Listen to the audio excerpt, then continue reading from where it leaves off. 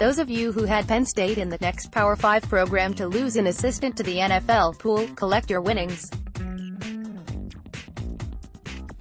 While nothing is official from his new employer, 247sports.com has reported Friday morning that Penn State assistant Phil Galiano is leaving James Franklin's coaching staff to pursue an opportunity in the NFL. The specific NFL club for which Galiano is leaving wasn't divulged. Penn State subsequently confirmed Galiano's departure from the program. "We are excited for Phil and his family. This is a tremendous opportunity for Phil to return to the NFL," the statement from the school read. "We are very appreciative of Phil and everything he has done for our program over the last 2 years.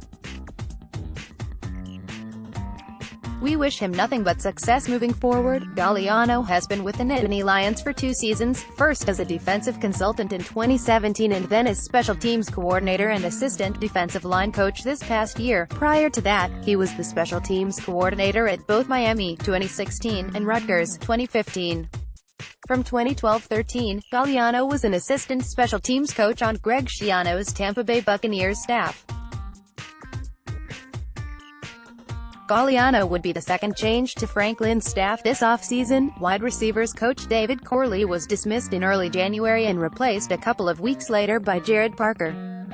The next step in Maurice Washington's legal odyssey has been taken.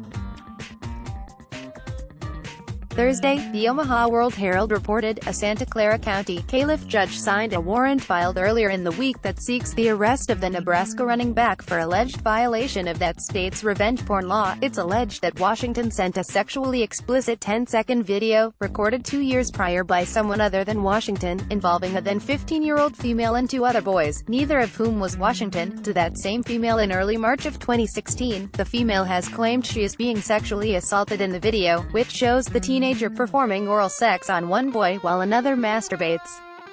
Washington has already been charged with a felony count of possessing a video or photograph of a person under 18 who is engaging in or simulating sexual conduct, and a misdemeanor count of posting a video or photograph of a person engaging in or simulating sexual conduct without consent, leading to the person suffering emotional distress. Washington had dated the alleged victim prior to the video being recorded. With the arrest warrant signed, Washington is now expected to turn himself into California authorities at some point in the not-too-distant future. From the World-Herald, Washington's attorney, John Ball, released a statement Thursday saying Washington will continue to move forward with a self-surrender, and will voluntarily appear in court in California. Ball said a time frame for that first court appearance is still to be determined. "We expected this, and were prepared for it," Ball said. Quote, Mr. Washington will remain fully cooperative in this matter. While the university and the new football program were aware that authorities in California as well as the Nebraska Attorney General's office were actively seeking to speak to Washington, and were made aware of some type of situation involving the player in mid-September of last year, they have steadfastly maintained that they were not privy to the details of the situation until Feb. 8 of this year. After some academic uncertainty throughout the off-season, Washington was cleared to join the Cornhuskers football team in early August of last year, as a true freshman, and despite the off-field cloud hanging over him from the start of the season, Washington rushed for 455 yards and 3 touchdowns, numbers that were both good for third on the team. His 24 receptions were also third best, while his 221 receiving yards were fourth. So much for that bit of uncertainty. Earlier this week, Coastal Carolina defensive end Jeffrey Gunter tweeted that he had decided to continue his collegiate playing career at Syracuse. A bit of consternation ensued in Orange Nation, however, as the lineman deleted not only the tweet announcing his move to the ACC school but his Twitter account as well.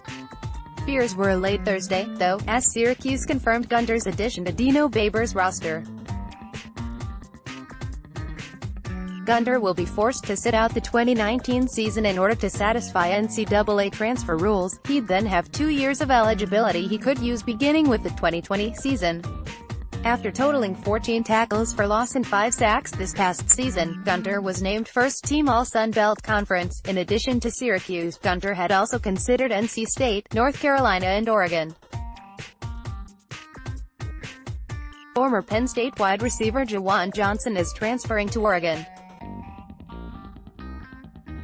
The new Duck announced his decision to join the Oregon program with a quick message on his Twitter account. As a graduate transfer, Johnson will be eligible to begin catching passes from Justin Herbert this fall. Johnson still brings some good size to the receiver position, and Oregon will hope to insert him into the offense will lead to a bit of a rebound after the 2018 season. After catching 54 passes for 701 yards and a touchdown in 2017, Johnson caught 25 passes for 352 yards in 8 games last season for the Nittany Lions. The biggest highlight of Johnson's time at Penn State may have been his game-winning touchdown catch as time expired in a primetime road win at Iowa in 2017. The win helped keep Penn State's early season national title hopes alive a season after winning the Big Ten. Follow at KevinOnkFB. Once again, the SEC will be masters of Media Day coverage in the middle of the summer with a 4-day Media Day extravaganza. This year, the SEC is returning to Birmingham, Alabama. The SEC distributed updated details about this year's Media Day event, including what schools and coaches will be speaking on what day. The SEC will open up the 2019 Media Day fun on Monday, July 15th from the Hyatt Regency Birmingham, Winfrey Hotel. Television coverage of the event will be available through the SEC network as well as ESPN over the course of the 4 days. The exact order of what coaches will be speaking at what times will be hashed out later on, but Florida's Dan Mullen, LSU's Ed Orgeron, and Missouri's Barry Odom will be featured on day 1 on Monday, July 15th. Day 2 will feature Kirby Smart of Georgia, Matt Luke of Ole Miss, Jeremy Pruitt of Tennessee, and Jimbo Fisher of Texas A&M.